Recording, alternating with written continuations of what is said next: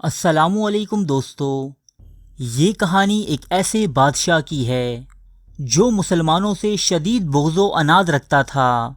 اس کا ماننا تھا کہ اگر وہ صلیب کی خاطر یروشلم کے مقدس شہر پر فوج کشی کرے گا تو اس کے اگلے اور پچھلے تمام گناہ معاف ہو جائیں گے۔ اس کی موت نے اسے یہ موقع نہ دیا، لیکن اس بادشاہ نے مرتے مرتے ایک ایسی خواہش کا اظہار کیا کہ جس کے سبب وہ اپنی موت کے بعد بھی ہزاروں انسانوں کے قتل کا سبب بنا۔ تو آئیے کچھ روشنی ڈالتے ہیں تاریخ کے اس گمنام واقعے پر۔ اسکاٹ لینڈ کی پہاڑیاں، جن کا سلسلہ میلوں تک چلا گیا ہے، ہرے بھرے درختوں سے ڈھکی ہوئی ہیں۔ ان سرسبز پہاڑوں کے دامن اور بھی دل فریب ہیں۔ جا بجا پانی کے چشمے، جھیلیں اور آبشار ہیں۔ ان میدانوں میں عالیشان سر بفلک عمارات بنی ہوئی ہیں جن کی شان و شوکت ان کے مالکوں کی دولت و ثروت کا اظہار کر رہی ہے۔ انہی بلند پہاڑیوں میں سے ایک پر بادشاہ بروس، والی اسکاٹ لینڈ کا عظیم الشان محل واقع ہے۔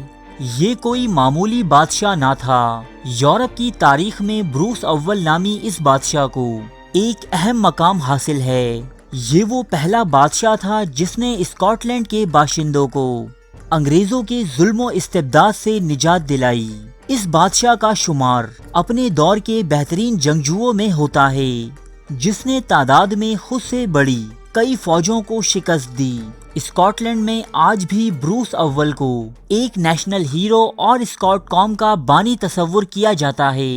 بروس اول کی ساری زندگی میدان جنگ میں مختلف دشمنوں سے لڑتے ہوئے گزری، حتیٰ کہ 1328 عیسوی میں بروس اول انگلستان کو حتمی شکست دینے اور اسکاٹ لینڈ کو آزاد کروانے میں کامیاب رہا۔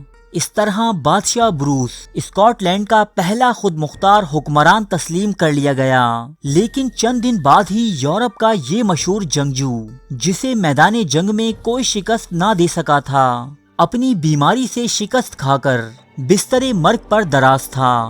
بڑے بڑے طبیب اور حکیم اس کی جان بچانے کی کوششوں میں مصروف تھے، لیکن بادشاہ کی حالت لمحہ بلمحہ خراب ہوتی جا رہی تھی، یہاں تک کہ خود بادشاہ کو بھی یقین ہو گیا کہ میں صرف چند لمحوں کے لیے ہی اس دنیاوی تخت و تاج کا مالک ہوں۔ بادشاہ نے اپنے خاص رفقا اور عمائدین کو قریب بلایا اور ان کے سامنے زاروں قطار روتے ہوئے نہایت دردناک لہجے میں کہا، میں اپنی بدعمالیوں پر پشیمان ہوں اور اپنے گناہوں سے توبہ کرتا ہوں، خصوصاً ان گناہوں سے جو میں نے اس جنگ کے دوران کئی معصوموں کے ناحق قتل کی صورت میں انجام دیے۔ جب مجھے ان کا خیال آتا ہے تو میں کانپنے لگتا ہوں۔ میں نے جنگ کے کٹھن دنوں میں یہ قسم کھائی تھی کہ اگر میں اسکاٹ لینڈ کو آزاد کروانے میں کامیاب رہا تو یروشلم جا کر ضرور ہنگامہ جنگ برپا کروں گا اور بیت المقدس کو مسلمانوں سے چھین لوں گا، اور یہ میری تمام بدعمالیوں کا بہترین کفارہ ہوتا۔ لیکن میری زندگی نے مجھے اتنی مہلت نہ دی۔ یہ کہہ کر بادشاہ پھر رونے لگا۔ کچھ دیر بعد یہ افسردہ دل بادشاہ اپنے جرنیلوں میں سے ایک کی طرف مخاطب ہوا اور کہنے لگا، میرے جانثار ڈگلس، تو اس خون ریز جنگ میں قدم قدم پر میرے ساتھ تھا۔ مجھے تیری شجاعت پر مکمل بھروسہ ہے۔ میں تجھے وصیت کرتا ہوں کہ میرے مرنے کے بعد جسم سے میرا دل نکال لینا اور ایک لشکر جرار لے کر یروشلم پر فوج کشی کرنا۔ جب تم اسے مسلمانوں سے چھین لو تو میرا دل اس پاک شہر میں دفن کر دینا۔ ڈگلس نے اقرار میں سر ہلایا اور اسی لمحے بادشاہ کی روح اس دنیا سے پرواز کر گئی۔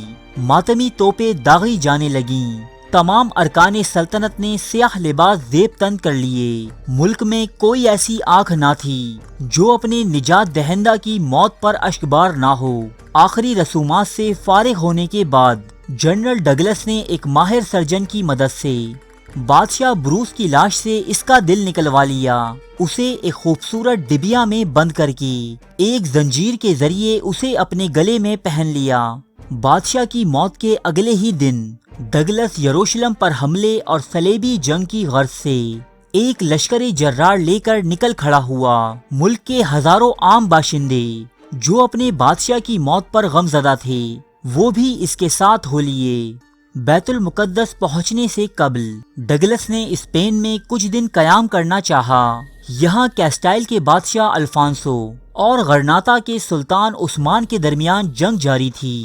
الفانسو نے جب یہ لشکر جرار دیکھا تو اسے استعمال کرنے کی غرض سے ڈگلس کو بہلایا اور پھسلایا کہ آپ جن مسلمانوں سے یروشلم آزاد کروانے جا رہے ہیں، میں بھی انہی مسلمانوں سے برسرے پیکار ہوں۔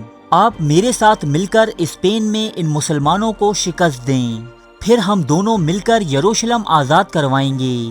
ڈگلس یہ جذباتی گفتگو سن کر الفانسو کا ساتھ دینے اور سلطان عثمان سے جنگ لڑنے کے لیے تیار ہو گیا۔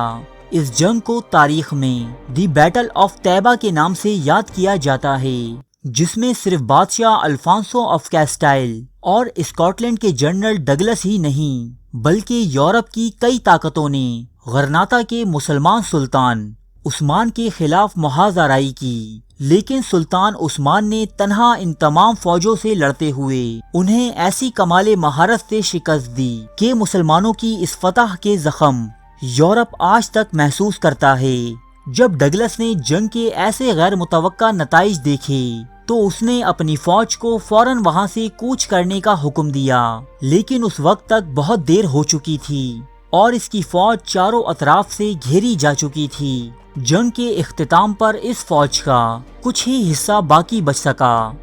یہ باقی ماندہ زخمی فوج بیت المقدس پر قبضہ کرنا تو دور بلکہ اس قابل بھی نہ تھی کہ واپس اپنے گھروں کو لوٹ سکے۔ انہوں نے اپنے سپہ سالار ڈگلس کی تلاش شروع کی تو دیکھا ڈگلس کی لاش اس ڈبیا کے اوپر پڑی تھی جس میں بادشاہ بروس کا دل قید تھا۔ اس سے ظاہر ہوتا ہے کہ ڈگلس نے اس دل کی حفاظت کی انتہائی کوشش کی تھی۔ بادشاہ بروس کی لاش ایک عظیم الشان خانقاہ میں دفن کر دی گئی تھی، لیکن اس کا دل زمانے کی گردشوں کے سبب کہیں گم ہو گیا۔ تقریباً 5 صدیاں گزر جانے کے بعد 1837 عیسوی میں زمانے نے کروٹ لی اور بادشاہ بروس کا دل چند پتھر کی سلوں کے نیچے سے دریافت کر لیا گیا، جو اب تک نقش و نگار سے مزین ایک سنہری ڈبیا میں موجود تھا۔ چنانچہ نہایت عزت و احترام کے ساتھ یہ دل، جس کے لیے ہزاروں لوگوں نے اپنی جان دی تھی، ایک کثیر مجمع کے سامنے سپرد خاک کر دیا گیا۔ بادشاہ رابرٹ بروس کی یہ کہانی آج بھی اسکاٹ لینڈ کی معروف لوک داستانوں میں سے ایک ہے۔ ارے فرینڈز، 1 منٹ، آپ ایسے ہی جا رہے ہیں؟ اتنی محنت سے ویڈیو بنائی ہے، ایک لائک تو بنتا ہے نا؟ اور دوسرا یہ کہ آپ ہمیں اتنی بڑی دنیا میں دوبارہ کیسے ڈھونڈیں گے؟ تو اس کا حل یہ ہے کہ آپ ہمارے چینل کو سبسکرائب کر لیجئے اور اس بیل کے آئیکن کو کلک کر دیجئے۔ اس طرح ہمارے آنے والی تمام ویڈیوز آپ تک پہنچتی رہیں گی۔ ارے ڈریے مت، یہ بالکل فری ہے۔